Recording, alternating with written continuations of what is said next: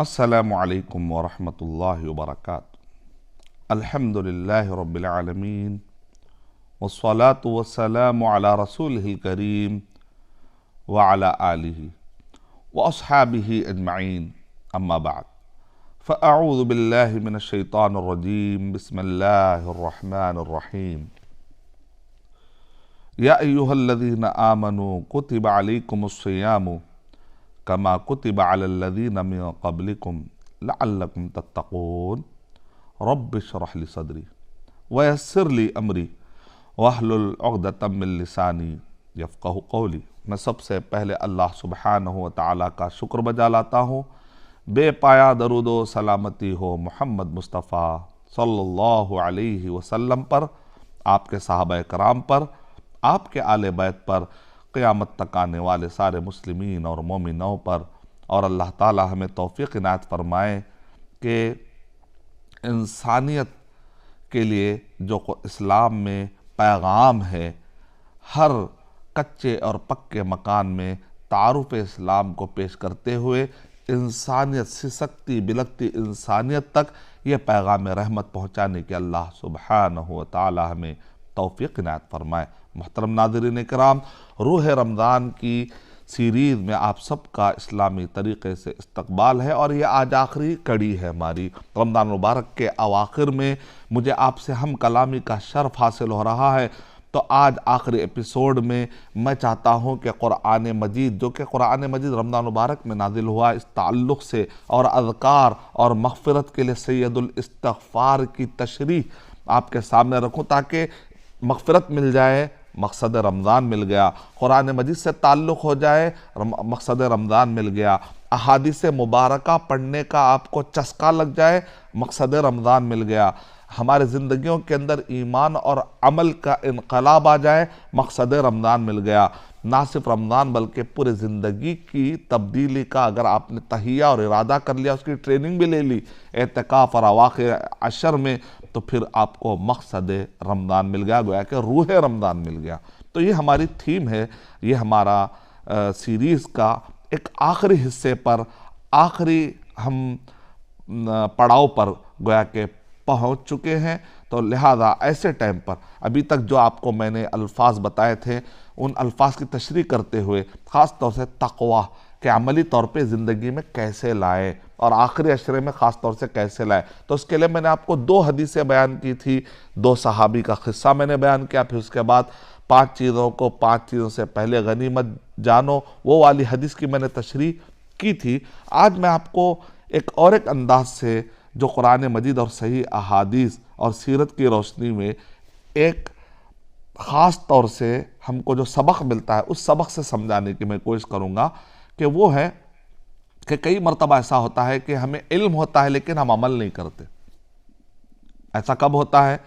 जब हम इल्म बढ़ाने में हमने प्रैक्टिस की, अमल के लिए प्रैक्टिस ही नहीं की, तो ज़ाहिर बात है आदमी जैसा प्रैक्टिस करेगा उसका वो आदी हो जाएगा। तो बात अगर जहन हमने ये बना लिया कि मुझे सिर्फ सुनना है लेकिन अमल नहीं करना है, तो ऐसे तो बहुत सारे बेअमल मुसलमान बढ़ते चले जाएंगे फिर। लेकिन अल्लाह को, कुरान मजीद को ये मतलूब नहीं है। मतलूब कुरान क्या है कि आदमी समियाना व अताना, सुने भी और इताअत भी करे। खाली समियाना कह ले और उसके बाद कहे कि भाई मैं समझूंगा, देखूंगा, तो ऐसा तो नहीं। तो अब यहाँ पर हमारे लिए एक मौका है कि हम सोचें। अगर अभी तक भी तब्दीली नहीं आई है तो मैं ज़रा यहाँ पर सोचूं कि फिर मुझ में और इब्लीस में क्या फ़र्क है। यहाँ पर थोड़ा सा मैं इसके कॉन्सिक्वेंसेस बता रहा हूँ कि अमल नहीं करने के नुकसानात क्या, क्योंकि अमल करने के फ़ायदे क्या मैंने बताया। लेकिन कुरान मजीद में 2 तरीक़े से तरबियत होती है, बशीरों व नज़ीरा। मैं सिर्फ खुशखबरी बता दूँ, पॉजिटिव बता दूँ तो जहन काम नहीं करता। बाज़ औक़ात जहन कब काम करता है? नज़ीरा पहलू भी बताना पड़ेगा। यानी अगर मैं ना करूँगा अमल तो क्या होने वाला है, देखिए आप, गौर करके देखिए आप। इब्लीस है, वो ये मानता है, अगर आप पढ़े सूरे स्वाद सूरा नंबर 38 की आयत नंबर 79 पढ़िए, उसके अंदर है रब्बी फ़अज़िरनी इला यौमि युबअसून। क्या कह रहा? ऐ मेरे रब। यानी इब्लीस भी अल्लाह ताला की ज़ात को भी मानता है, अल्लाह ताला ही पैदा मुझे किया बल्कि वही पाल रहा है, वो भी मानता है, लेकिन अल्लाह की बात को नहीं मानता। तो फिर फ़ायदा क्या है? उसके बाद अल्लाह ताला उससे पूछ रहे हैं, काला मा मना का अल्लाह तस्जुदा, और एक जगह पर है मा मना का आ तस्जुदा, सजदा करने से इब्लिस आखिर तुझे किस चीज़ ने रोक दिया? वो कह रहा रब है, कह रहा है मैं मानता हूँ कि रब है, पालने वाला तू ही है, तू ही मोहलत देगा तो मैं क़यामत तक जिंदा रहूँगा, तू मुझे क़यामत तक मोहलत दे। अल्लाह की ज़ात को मानता है, अल्लाह की बात को नहीं मानता है। आज हमारा भी हाल देख लीजिए, हमको मालूम है कि ग़ीबत हराम है, फिर भी ग़ीबत करते हैं। हमको मालूम है कि बेनमाजी ज़िंदगी अच्छी नहीं है, फिर भी बेनमाजी रहते हैं। हमको मालूम है कि बिदअतें ज़लालत और गुमराही है, फिर भी बिदअत करने में मज़ा आता है हमको मालूम है कि शिर्क जुल्म है, फिर भी देखिए आप शिर्क के बारे में कोई एहतमाम नहीं, कहीं जाकर कोई दर्स नहीं, कोई किताब नहीं पढ़ते, उसके बारे में अवेयरनेस। बॉटनी का सब्जेक्ट पढ़ लेते हैं, ज़ूलॉजी का सब्जेक्ट पढ़ लेते हैं, केमिस्ट्री का सब्जेक्ट पढ़ लेते हैं, लेकिन ऐसे मैंने बड़े बड़े दानिश्वरों को देखा, शिर्क का सब्जेक्ट पढ़ा ही नहीं उन्होंने, हदीसों को पढ़ा ही नहीं, आयतों को पढ़ाई, तो उनको समझ में कैसे आ जाएगा? फ़र्क कैसे करेंगे कि तौहीद है, शिर्क है, ये बिदात है, ये सुन्नत है, ये हराम है और ये हलाल है? फ़र्क करने के लिए इल्म तो चाहिए। अब इल्म आ भी जाए, अमली तौर पे कोताही देखिए कि यहाँ पर इब्लिस कह रहा है कि ऐ मेरे रब तू मुझे मोहलत दे। मतलब क्या? ज़ात को मानता है, बात को नहीं मानता है। हमारा भी तो हाल वही हो रहा है ना कि हमको मालूम है कि ये हराम है, फिर भी हम वही कमाते हैं। हमको मालूम है कि झूठ बोलना हराम है, फिर भी झूठ बोलते हैं। हमको मालूम है कि किसी को धोखा देना हराम है, फिर भी हम धोखा दे रहे हैं। इसका मतलब क्या निकला? इब्लिस का रास्ता है। कुफ्फार कुरैश को देखिए आप, वो अल्लाह के नबी सल्लल्लाहु अलैहि वसल्लम की ज़ात को मानते थे, बात को नहीं मानते थे। जब उनकी ज़ात का बारे में पूछा था तो क्या कहते थे? सादिक है, अमीन है, बल्कि अपनी अमानतें तक जाके रखवाते थे, कहते थे ट्रस्टवर्दी है अल्लाह के नबी सल्लल्लाहु अलैहि वसल्लम, और ट्रुथफुल है, बहुत सच्चे बोलने वाले हैं, सादिक है, अमीन है। लेकिन जब अल्लाह के नबी सल्लल्लाहु अलैहि वसल्लम ने कहा क़ूलू ला इलाहा इल्लल्लाह तुफ़्लिहू, ला इलाहा इल्लल्लाह कहो कामयाब हो जाओगे। अगर मैं कहूँ कि पहाड़ के पीछे एक काफिला है जो तुम पर हमला आवर होने वाला है, तो क्या तुम मेरी बात को मानोगे? तो कह रहे हाँ, मा जर्रबना अलैकल कज़िब, हमने आप पर कभी झूठे का तजर्बा नहीं किया, हम मानने तैयार हैं। तो कहा कि फिर इसके बाद वाली ज़िंदगी में जहन्नम का गढ़ा आने वाला, मैं उससे तुम्हें डरा रहा हूँ, फिर तुम क्यों नहीं मानते? इस्लाम कबूल करो अपने, क्योंकि कलमे के बगैर वहाँ पर नजात होने वाली नहीं है, इस्लाम के बगैर नजात होने वाली नहीं है। वमन यब्तग़ी गैरल इस्लामी दीनन फलन युक़बल मिन का एक मफ़हूम अल्लाह के नबी सल्लल्लाहु अलैहि वसल्लम ने वहाँ पर पेश किया। तो अबू लहब ने क्या कहा? तब्बल लका या मोहम्मद अली हादा जमातना, ऐ मोहम्मद तुम्हारी तबाही हो, नऊज़ु बिल्लाह, क्या तुमने इसके लिए जमा किया? यानी अल्लाह के नबी सल्लल्लाहु अलैहि वसल्लम की ज़ात को मानते थे, बात को नहीं मानते थे। आज अगर 1.7 बिलियन मुसलमान कहाँ ठहरे हुए हैं? ये रमज़ान मुबारक में हमको थॉट करना, सोचना है, हम कहाँ ठहरे हुए? क्या हम अमली तौर पर अक़ीदे के अंदर सफाई में हैं, या वहाँ पर हमारे कुछ पेंडिंग फाइलें हैं? कहीं ऐसा तो नहीं कि शिर्क, कुफ्र, निफाक, रियाकारी। अब शिर्क से बच भी जाते, रियाकारी में फंस जाते। कभी शिर्क और रियाकारी से ही बच गए, कुफ्र वाले ख्यालात, लिबरलिज्म, आज़ाद ख्याली, तकदीर पर एतराज़ात, कुरान मजीद के आयतों पर एतराज़ात, शुबह कुफ्र के रास्ते पर निकल रहे। कोई निफाक, इस्लाम के बाद चीज़ उसको पसंद नहीं, अंदर ही अंदर निफाक, कहीं अमली निफाक, झूठ बोलना, धोखा देना, अमानत में ख़यानत कर देना और गाली गलौज कर देना। अब फिर ये अमली निफाक कैसे बचाएंगे अपने आप को अक़ीदे के बुराइयों से? जब तक के इल्म नहीं होगा, जब तक के मजबूती से ट्रेनिंग नहीं होंगी। तो रमज़ान मुबारक की ट्रेनिंग मस्जिदों में होती है, इत्तिकाफ़ में होती है, कुरान मजीद से होती है, नेक लोगों की सोहबत में होती है, उलमा की सोहबत में होती है। अच्छे लोगों का आपको कैडर बनाना पड़ेगा, बुरे लोगों को अपनी ज़िंदगियों से दूर करना पड़ेगा। दूर मतलब इस सेंस में कि उनकी इस्लाह करिए आप, लेकिन उनका असर मत लीजिए। दूर का मतलब ये नहीं कि अगर आप बिल्कुल दूर हो जाए तो उनकी इस्लाह कौन करेंगे। दूर का ये मतलब है कि उनका असर मत लीजिए, बल्कि अपना असर डालिए, उलमा से सीखे और अपना असर उन पर डालिए। तो अब यहाँ पर ये इस छोटे कुरान मजीद और सही अहादीस के मुताले से हमको पता चलता है कि ज़ात मानना काफ़ी नहीं। आज हम मुसलमानों से अगर पूछा जाए तो मोहम्मद सल्लल्लाहु अलैहि वसल्लम के तारीफ़ में आपके गाले मुबारक कैसे थे, आपका मुँह मुबारक ऐसा था, इज़्ज़त अगर कोई कहते फला जा बाल है तो पूरी इज़्ज़त के साथ जाकर अल्लाह के नबी सल्लल्लाहु अलैहि वसल्लम के उस बाल को देखने, तो इसका मतलब इज़्ज़त बहुत है और ये अच्छी चीज़ है। इज़्ज़त करना बहुत अच्छी चीज़ है, लेकिन क्या हम सिर्फ ज़ात की इज़्ज़त करेंगे और बात की नहीं? अल्लाह के नबी सल्लल्लाहु अलैहि वसल्लम नमाज के बारे में क्या कह रहे हैं और हमारी हालत देखिए नमाज में कहाँ ठहरे। अल्लाह के नबी सल्लल्लाहु अलैहि वसल्लम रोज़े में कैसे ज़िंदगी गुजार रहे और हमारी ईमानी कैफियत क्या है।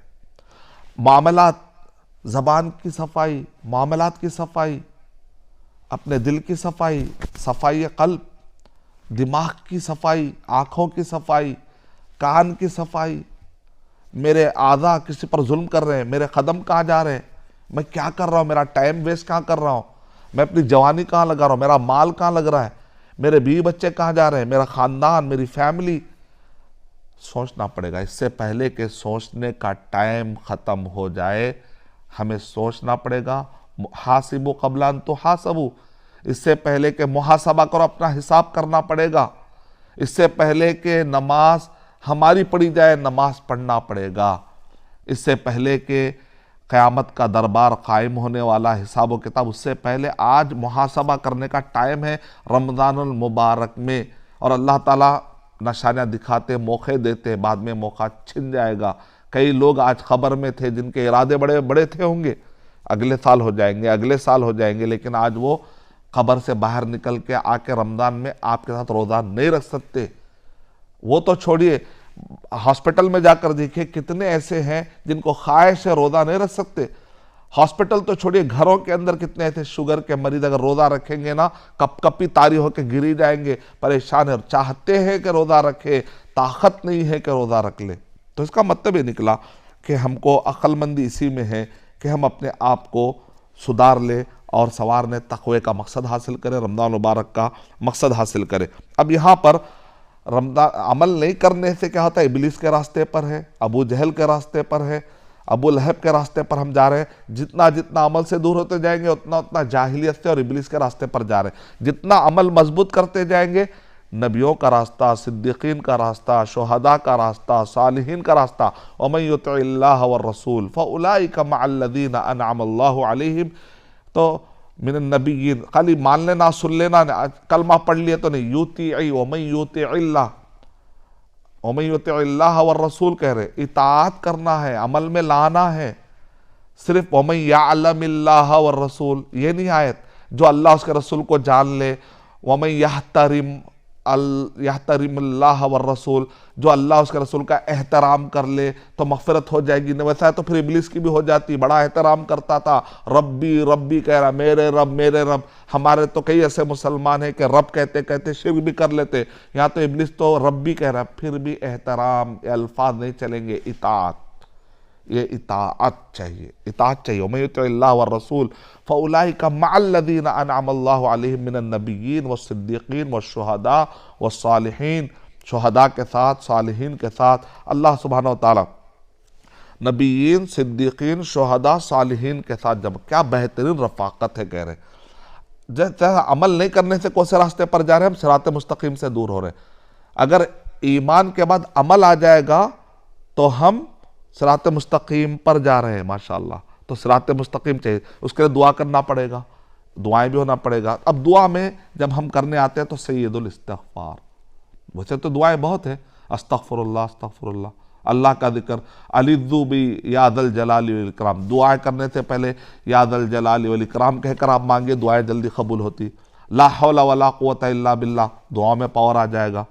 आप अल्हम्दुलिल्लाह रब्बिल आलमीन पढ़ते, उसके बाद दरूद पढ़ते हैं, उसके बाद अस्तग़फ़िरुल्लाह अस्तग़फ़िरुल्लाह पढ़ते, फिर अपनी दुआएं रखते हैं, फिर आखिर में दरूद पढ़ते हैं, दरूद इब्राहिमी। तो ये पैकेज बनता है, दुआएं कबूल होती है। लेकिन सैयदुल इस्तिग़फ़ार का माना भी गौर करते जाइए। इसको सैयद का मतलब होता है सरदार। वैसे सारे मग़फ़िरत मांगने के बहुत तरीक़े हैं, या हय्यु या क़य्यूम बिरहमतिका अस्तग़ीर, रब्बिग़फ़िरली रब्बिग़फ़िरली रब्बिग़, बड़ी अच्छी दुआ है। रब्बना इग़फ़िर लना व लिइख़वानिना अल्लज़ीना सबक़ूना बिल ईमान, ये भी अच्छी दुआ है। रब्बना ला तुआख़िज़ना इन नसीना औ अख़्ताना, रब्बना वला तहमिल अलैना इसरन कमा हमलतहु अलल लज़ीना मिन क़ब्लिना रब्बना वला तुहम्मिलना मा ला ताक़त लना बिही वअफ़ु अन्ना वग़फ़िर लना वरहमना अंत मौलाना फ़ंसुरना अलल क़ौमिल काफ़िरीन। बड़ी अच्छी दुआ है, ला इलाहा इल्ला हुवल हय्युल क़य्यूम, बड़ी अच्छी अच्छी दुआएं हैं। लेकिन इन सारी दुआओं में अल्लाह के नबी सल्लल्लाहु अलैहि वसल्लम ने सैयदुल इस्तिग़फ़ार एक दुआ को ही कहा, इस्तिग़फ़ार का भी सरदार। अब इसके अंदर क्या खुसूसियत है, अब गौर किया, तदब्बुर किया उलमाए कराम ने, तो इब्न क़य्यिम रहमतुल्लाह अलैह ने एक नुक्ता बताया कि वो दुआ, इसकी ये दुआ के अंदर सैयदुल इस्तिग़फ़ार, इसके अंदर ये है कि इसके अंदर ना सिर्फ अल्लाह से बंदा माफ़ी मांग रहा है, बल्कि अल्लाह के नबी सल्लल्लाहु अलैहि वसल्लम माफ़ी कैसे मांगना भी सिखा रहे हैं, माफ़ी कैसे मांगना सिखा रहे। वो क्या है, इब्न क़य्यिम रहमतुल्लाह अलैह ने इरशाद फरमाया कि दुआ में अपने आप को गिराना है और अल्लाह की शान और अल्लाह की बड़ाई बयान करना। ये सबसे फास्ट तरीका है अर्श तक दरवाजे को खटखटाने, अर्श को खटखटाने का, तज़र्रो का, आपकी बातों को आसमान तक भेजने का, अर्श तक भेजने का फास्ट तरीका है तज़र्रो। तज़र्रो का मतलब होता है कि अपने आप को गिराना और अल्लाह की शान, किबरियाई और अज़मत को बढ़ाना। ये तरीका अगर आप देखें तो इस दुआ के अंदर मिल रहा है। मिसाल तौर पे आप देखें, अल्लाहुम्मा अंता रब्बी, ऐ अल्लाह, देखिए बंदा कैसा, तू ही मेरा रब है, ला इलाहा इल्ला अंता खलक़तनी, नहीं है मगर ये कि तूने मुझे पैदा किया, मैं तेरी मखलूक हूँ अल्लाह। मैं बंदा अपने आप को एतराफ़ कर रहा है, मेरा अपना पोजीशन जान रहा है, अब्दुल्ला हूँ मैं मखलूक हूँ। ला इलाहा इल्ला अंता खलक़तनी व अना अब्दुका, मैं तेरा बंदा हूँ। देखिए बंदा कैसा गिरा है, अल्लाहुम्मा अंता रब्बी ला इलाहा इल्ला अंता खलक़तनी व अना अब्दुका व अना अला अहदिका व वादिका मस्ततातु, मैं तेरे वादे पर हूँ, तेरे अहद पर हूँ, जितनी मेरी इस्तिताअत है, जितनी मेरी इस्तिताअत है अल्लाह, मैं तेरे वादे पर हूँ और तेरे अहद पर कायम हूँ। बंदा कैसे अपने आप को गिरा रहा है यहाँ पर। फिर उसके बाद बंदा मतलब पे आ रहा बहिश्ता से, क्या रहा, अल्लाहुम्मा अंता रब्बी ला इलाहा इल्ला अंता खलक़तनी व अना अब्दुका व अना अला अहदिका व वादिका मस्ततातु अऊज़ु बिका मिन शर्रि मा सनअतु, मैं तेरी पनाह में आता हूँ सारे वो गुनाह छोड़कर जो कि मैंने किया, मिन शर्रि मा सनअतु अबू लका बिनिअमतिका अलैया, तेरी जो नेमतें, उन नेमतों को पाने के लिए मैं आ रहा हूँ और ये दुनिया के सारे गुनाहों का मैं छोड़ना चाहता हूँ। फ़ग़फ़िरली, अब आ गया बंदा मकसद पर। अभी तक गिरा रहा था और अल्लाह ताला की किबरियाई बयान कर रहा था कि तू ही माफ़ करेगा, तू ही माफ़ करेगा। उसके बाद क्या करा बंदा, फ़ग़फ़िरली फ़इन्नहु ला यग़फ़िरुज़्ज़ुनूबा इल्ला अंत, ऐ अल्लाह तू माफ़ कर दे, तेरे अलावा कोई नहीं है जो माफ़ कर दे, अगर तू माफ़ नहीं करेगा तो मैं कहाँ जाऊँगा। बंदा पूरे तरीके से सरेंडर हो रहा है। जब तक ये कैफियत नहीं आएगी ना, आपका ताल्लुक़ ना इस्लाम से मजबूत बनेगा, ना अल्लाह सुब्हानहू व तआला से, ना कुरान से। वो चाशनी, वो हलावत, वो तजदीद ईमान, वो रूह रमज़ान, ये सब की बातें फिर धरी की धरी रह जाएंगी। तो हमको लौटना है, हमको पलटना है, वरना फिर इब्लीस के रास्ते पर, जाहिलियत के रास्ते पर जाने के लिए तैयार हो जाइए। एक ही रास्ता है, इहदिनस सिरातल मुस्तकीम। अगर ये नहीं है तो फिर बहुत सारे रास्ते हैं भटकने के। अल्लाह सुब्हानहू व तआला हम सबको हिफाज़त फरमाए।